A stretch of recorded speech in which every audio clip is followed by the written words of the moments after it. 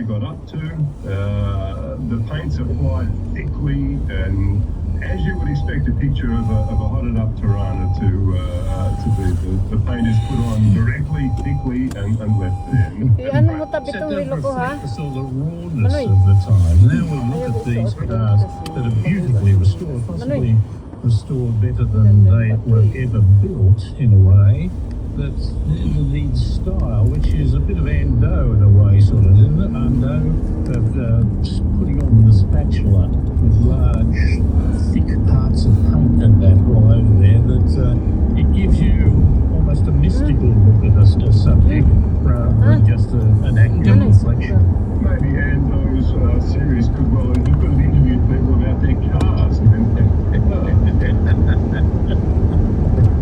Well, I was just thinking too, of course, Ben Cooley went on his next series of work after the Gutom ka na?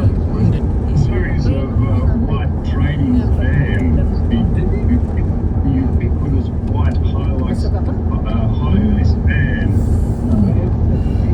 Almost demonic faces on them.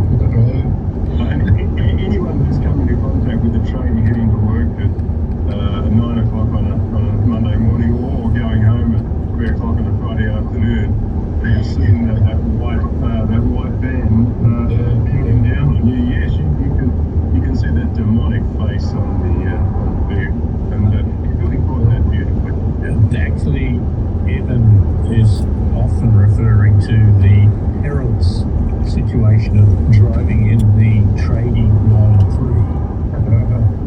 An early morning to get there, but also an early afternoon to get away. Gentlemen, thank you for your time. Okay, thanks. Thank you, Dave.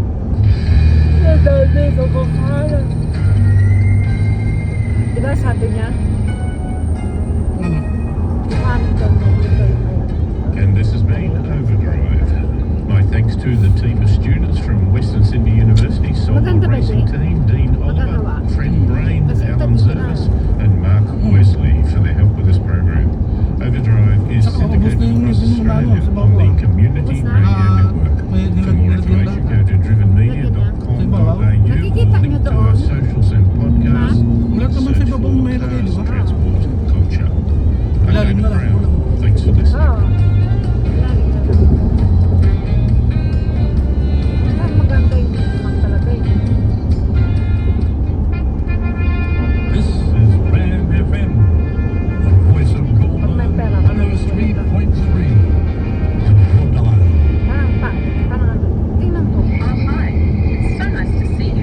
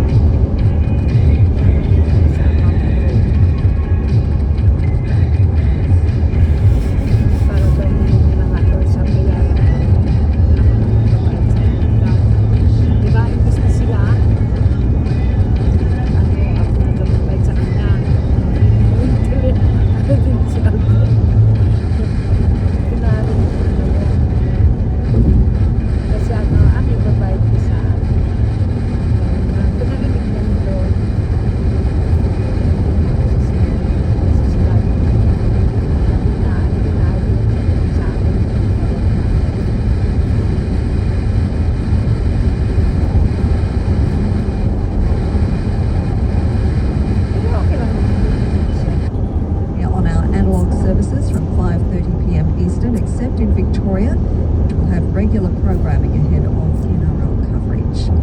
Turning to the weather now in our capitals and in Brisbane, sunny for you in 22, it's now 21 degrees. Sydney sunny, 19 the top, 17 currently.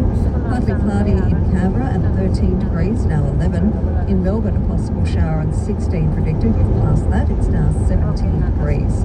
Partly cloudy in Hobart, 16 degrees, now 15. Shower 2 and 16 for Adelaide, where it's 14. In Perth, mostly sunny and 21, it's 19. And in Darwin, sunny and 34 degrees. In Darwin, it's now 32.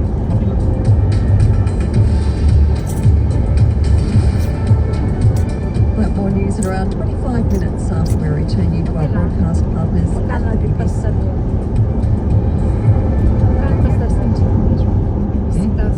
I'm Wendy Lee. The Canadian Province of British Columbia declared a state of emergency as wildfires rage out of the country. This is Canada's worst ever wildfire season, and there are now more than 1,000 fires burning across the country. The Premier of British Columbia the situation is deteriorating rapidly. In just the last hour, Noon pa hindi. 4,500 pa. homes under evacuation Oo, ay mga to sinutan na about rin. 15,000 homes, Mura pa rin, families pero tingnan mo yun. being evacuated from their homes across the province.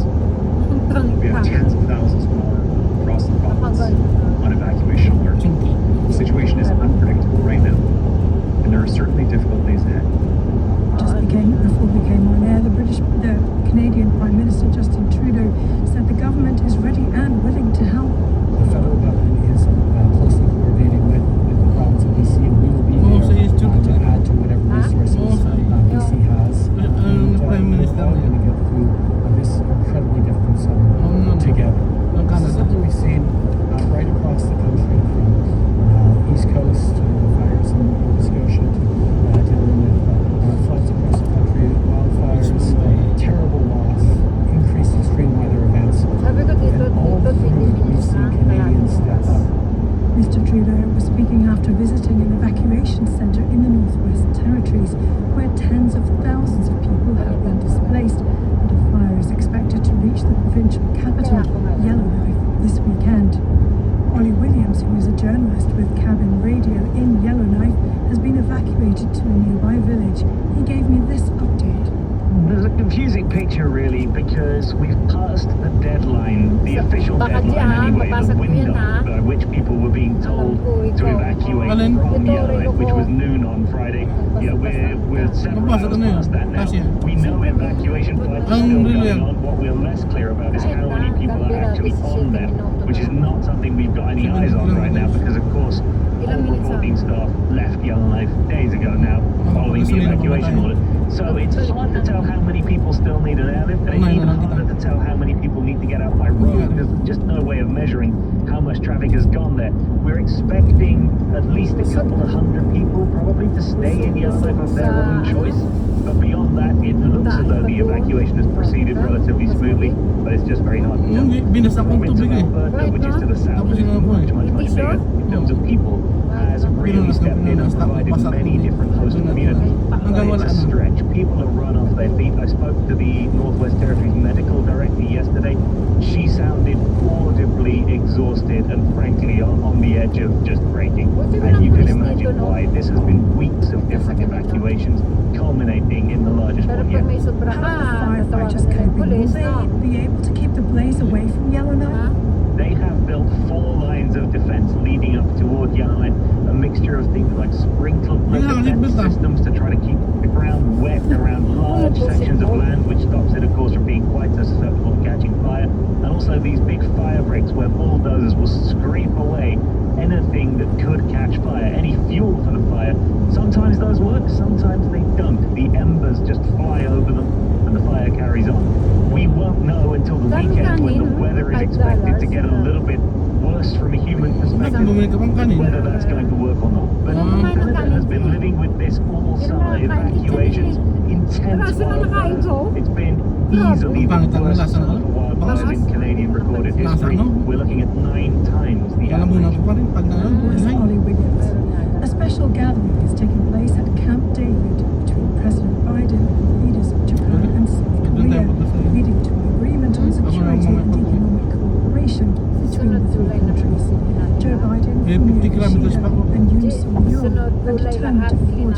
coordinated defense Dapat against dulu, North Korea dulu, and what ilaw. they describe as Huh? China's Ilaw. growing aggression in the Langka. Indo-Pacific region.